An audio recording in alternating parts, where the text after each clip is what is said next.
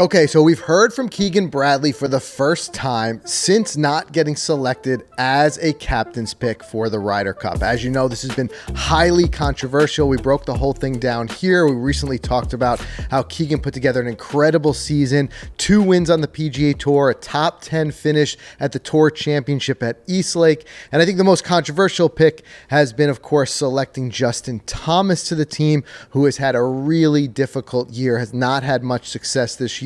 But now we're hearing from Keegan for the very first time, and really, it truly only gets more heartbreaking when you hear this story. In fact, a lot of things lined up here that you just absolutely have to feel for the guy. So the interview, we're going to play a clip for you in just a second. This comes from Barstool Sports podcast, Foreplay, and they had Keegan on the show. And again, he opens up for the first time, but in a nutshell, what he says is, and this is just, it's so anxiety provoking, even hearing it, the way this went down for Keegan. But I guess all the guys who were in play for potential captain's picks got a text from Zach Johnson the night before saying, you will get a call tomorrow to let you know whether you are on the team or not. So as you can imagine, that's got to be a tough night's sleep. Not sure what's going to happen.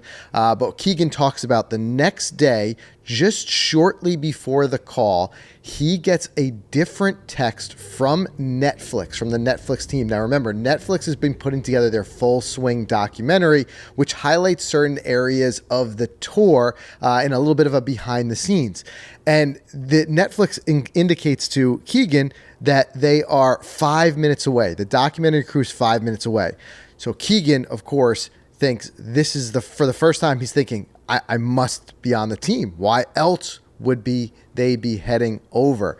But you have to hear Keegan explain it. So here's the clip from the podcast, and then we're going to talk just in a second about really what this means and really what Netflix might have captured here. So here's the clip. I got a text from Zach, came through Zach Johnson. Hey guys, I'm going to be calling everybody tomorrow morning. I'm like, oh, I got another night now of sweating this out. I wake up, I'm very tired, and I get a call from Netflix, and they say, Keegan, we got a camera crew 5 minutes from your house. Why would they be sending a camera crew if I'm not going to get picked? For the first time, I let my brain think I did it. Why would they be rushing a camera crew to my house? Like what? Right. And as soon as I picked up the phone, it was like hey, Keegan, like one of those. God. And I look over at Jill, I was second into the call, and I go like, no, it's just, and then, he was really nice and hung up the phone.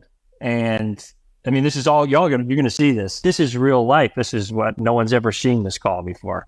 And it was devastating. All right. So there we hear Keegan use the word devastated. And honestly, you got to feel for this guy because just the timing, who knew? Like ultimately, I don't think we'll ever know. Did Netflix know that he was not going to be selected, and that's why they wanted to capture that response?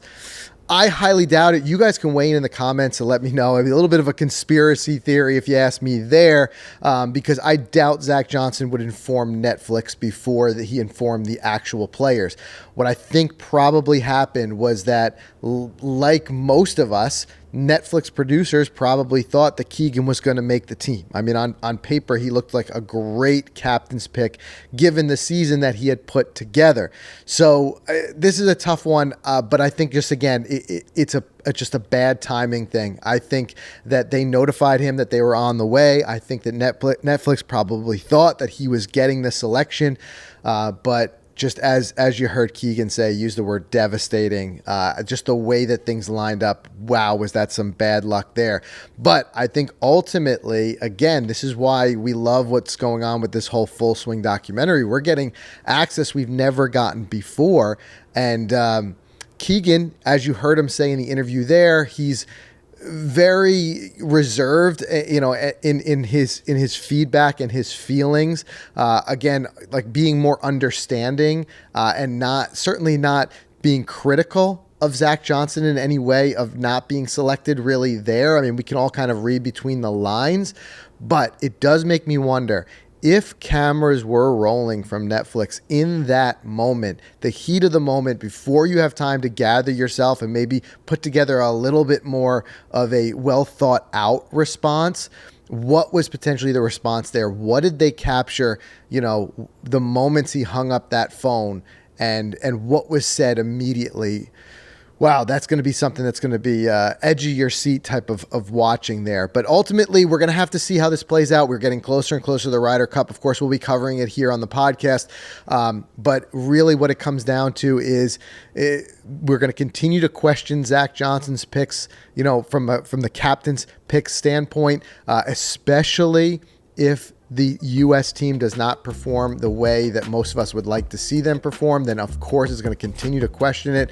I think if the U.S. team wins, a lot of this might go away and just kind of be forgotten about by most of us, but I'm sure one person who will never forget it is Keegan Bradley. That was just an incredible story.